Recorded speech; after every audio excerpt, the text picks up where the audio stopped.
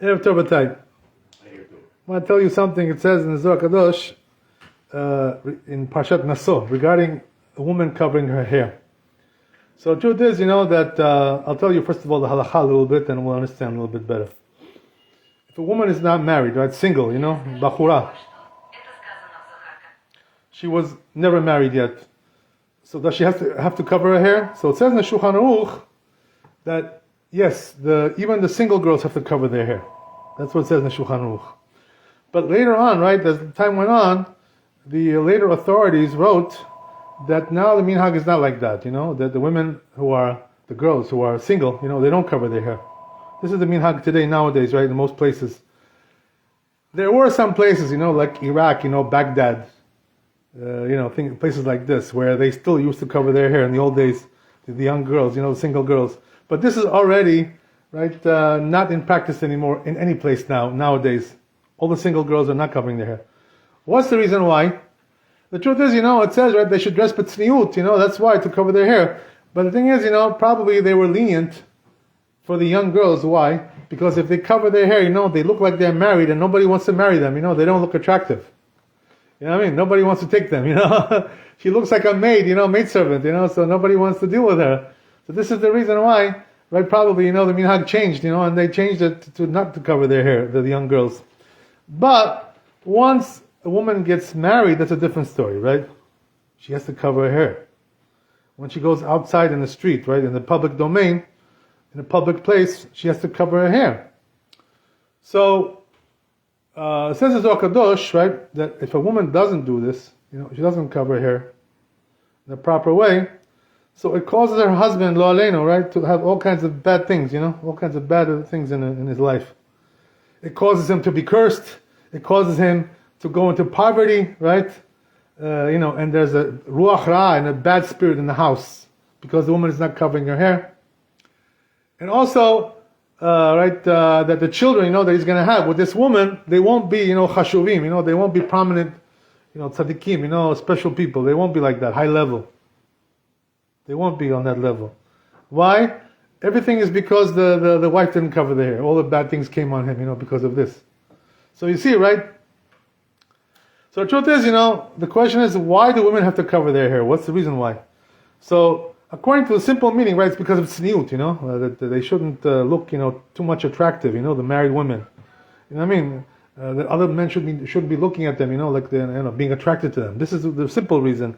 But according to the Kabbalah, according to the Zohar Kadosh, there's something deeper there, that when you have a woman who's not covering her hair, there's a lot of dinim, it comes from the judgments.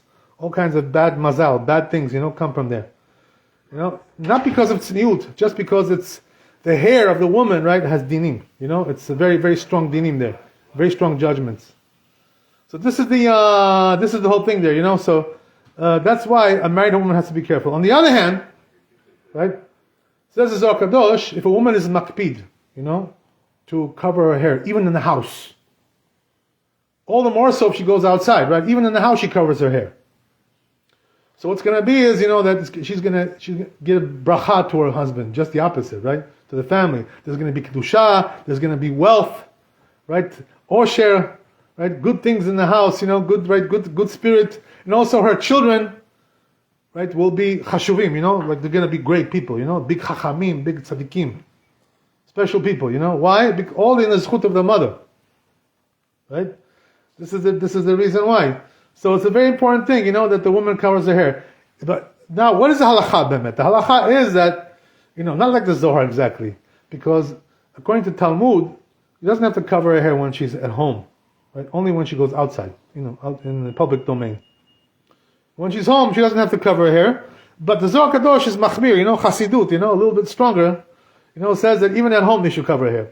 So the truth is, Maran Rabbi, he wrote regarding this in Yebi Omer, in one of his tshuvot about the women covering their hair, that if she wants to cover her hair at home, she can use like a sheitel also, like a wig, she's going to look nice for her husband like this, instead of like covering her hair with some kind of a scarf, bandana, right, right, kittel, whatever they call that, right, that thing.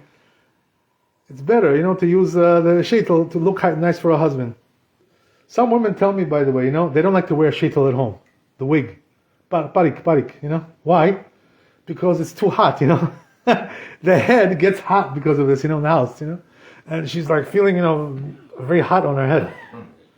So it's not comfortable for them. It's very expensive, Rabbi. Now it's 10,000, 12,000. Oh my God. Yes. Well, it depends on, you know, there's different types, you know what I mean? If you go to like a regular store, you know, you get like a simple one, you know? You can get it for cheap, you know, pennies. You know, but if you want to buy the custom, you know, expensive ones, you know, for the rich people, that's something else, right? That's human hair, and it's, you know, also that, you know, it's made in a very special way, blah, blah, blah, blah, blah. So, you know, it's very expensive. It's very, you know, very special style there going on. That's something else, right? But anyway, the point is like this, you know, that outside though, right, most of the poskim say when a woman goes outside, she shouldn't put a sheitel, parik. You know, no, asur. Why? Because she looks like she has her hair. You know what I mean? So what's the point of it? You know what I mean? If you see her with nice hair outside, you know, so what did you gain by that? What did you what did you accomplish? Nothing.